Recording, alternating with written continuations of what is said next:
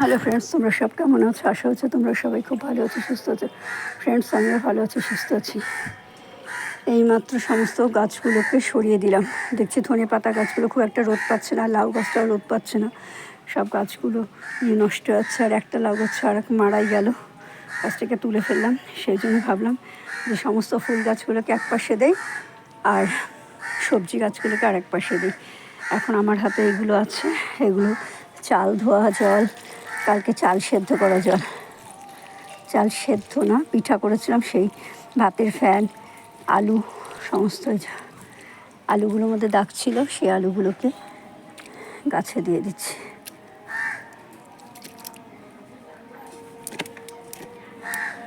খাবার হিসেবে এগুলো গাছে দিয়ে দিলাম, আর এগুলো তো ফেলেই দেবো না, ফেলে দিয়ে তো লাভ নেই, বরঞ্চ গাছের মধ্যে দিলে আমার গাছ কি খাবার পাবে ঠিক মতো, আর গাছগুলো পরিপুষ্ট হবে। আর এই দেখো সমস্ত টমেটো গাছে টমেটো এসেছে। আর এই দেখো এই বেগুন পাতাগুলো যা ছিল সব ফেলে দিলাম, টমেটো পাতাগুলো কিছু ছিঁড়ে ফেলে দিলাম, তাহলে গাছে এই চন্দ্রমল্লিকা গাছে আমার আলু পাবে।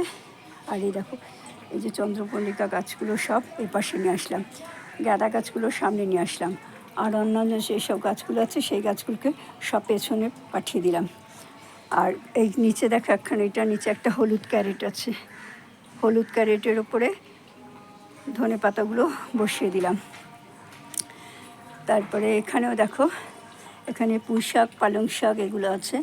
এই ক্যারেটটা ফাঁকা আছে, এই ক্যারেটের মধ্যে বসিয়ে দিলাম। এই ক্যারেটটাও দোপাট্টি ফুল গাছ ছিল, ফাঁকা হয়ে গেছে, এই ক্যারেটের মধ্যে এই ছোট্ট চন্দ্রমল্লিকা গাছটা বসিয়ে দিলাম। এই ফিল্টারটা আছে, ফিল্টারের মধ্যে বেগুন গাছটা বসিয়ে দিলাম। আর এইখানে লঙ্কা গাছটা নিয়ে আসলাম, এগুলো সব বেলেডাঙা লঙ্কা বলেছিল, তারপরে বুলেট লঙ্কা বলেছিল গাছগুলো, সেগুলো নিয়ে এসলাম। এই দেখো গাছে একটা মাত্র লঙ্কা হয়েছে। আর এখানে পুদিনা পাতা গাছটা রয়েছে,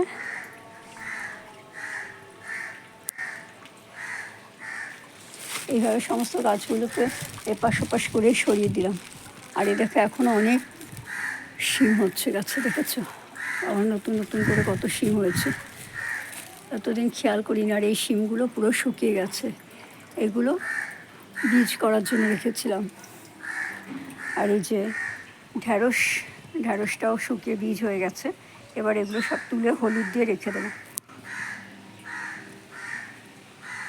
সব গাছে মোটামুটি অল্প অল্প করে জল দিয়েছি।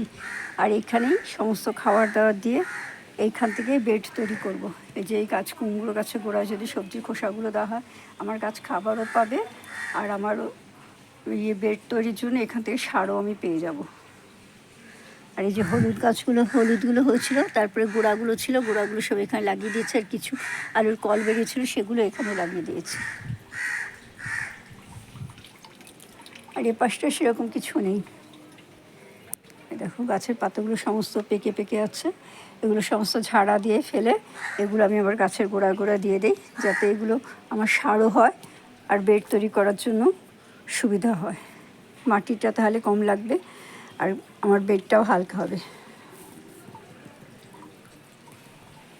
আর এই যে এই গাছটার মাথাটা পুরো বেঁকে যাচ্ছে, অতসী ফুল গাছের মাথাটা এত লম্বা হয়েছে, তাও দেখুন আমি তার দিয়ে বেঁধে দিয়েছি।